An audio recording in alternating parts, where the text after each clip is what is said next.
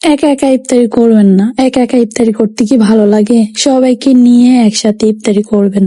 আসসালামু আলাইকুম এভরিওয়ান, আপনারা সবাই কেমন আছেন? আমি আলহামদুলিল্লাহ অনেক ভালো আছি। তো আমি আজকে করতেছি একা একা ইফতারি, এই কারণে আপনাদেরকে বলতেছি যে একা একা ইফতারি করবেন না। আসলে একা ইফতারি করার মধ্যে কোনো আনন্দই নাই। বলেন আজকে আমার একাকিত্বের ইফতারি কি কি আছে সেটা আপনাদেরকে দেখাবো। প্রথমে দুইটা পিঠা আছে, আমি ভাবছিলাম যে এটা সুজির পিঠা, কিন্তু না, এটা চিকেন পিঠা। তো তারপরে প্যাকেটে কি আছে চলেন আমরা সেটাই দেখবো। তো আজকে আমি একা হিসাবে আমার মনে হয় যে আমার জন্য আজকে ইফতারি অনেক বেশি বেশি হয়ে গেছে। তারপরে এই প্যাকেটে ছিল আলুর চপ, বেগুনি, পেঁয়াজু।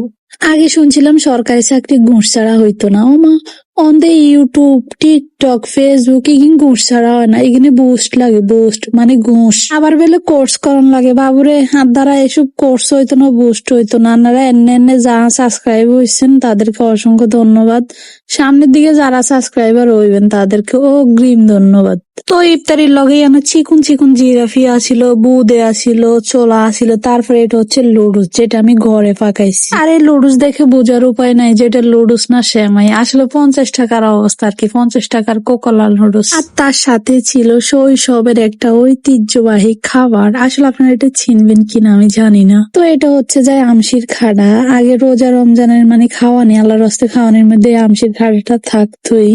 আর কি বলবো, এখন নাকি আল্লাহর হস্তিয়া খাওয়ানিও জায়েজ নাই। আসলে যত দিন যায় অত মানে উল্টা হাদিস ওগুলো তৈরি হইতেছে। আর এখন আমি সালাদ গুলাকে মিশাই নিতেছি, মানে লবণ দিয়ে এগুলা মাখতেছি। তো আজকে হাজবেন্ডের মানে মাংস ভাতের দাওয়াত ছিল, ভাগিনো ভাইরে ইফতারি করবে, সে কারণে আমি আজকে ইফতারি করতেছি। তো প্রথমে আমি জিরাফি ভাঙিয়ে নিছি, তারপর আলু চপ ভাঙিয়ে নিছি, এখন বেগুনি ভাঙতেছি। তো বুটমুড়ির সাথে মিষ্টি খাবার আপনাদের কেমন লাগে অবশ্যই কমেন্ট করবেন। আগে আমার ভালো লাগতো না, এখন ভীষণ ভালো লাগে। আর এখন গাছ যত জোর আছে সবগুলা পেঁয়াজের উপরে খাটাইতেছি, এটা ভাঙতেছেই না। আসলে বাইরের পেঁয়াজু এত একটা মজা না, ঘরের পেঁয়াজু, ঘরের আলু চপ, ঘরের বেগুনের সাথে বাইরের কোনো তুলনাই হয় না। তো ঘরেও মাঝে মধ্যে বানানো হয়, বাইরে থেকেও আনা হয়। তো আজকে সবগুলো বাইরে থেকে আনা হয়েছে, শুধু আমি নুডলসটা ঘরে করছি। সবগুলো ভাঙাভাঙি শেষ, এখন উপরে সরিষার তেল দিয়ে সুন্দর করে মাখা জাকা করে নিব। তো গাইস, ভিডিওটা কেমন লাগছে অবশ্যই কমেন্ট সেকশনে জানাবেন।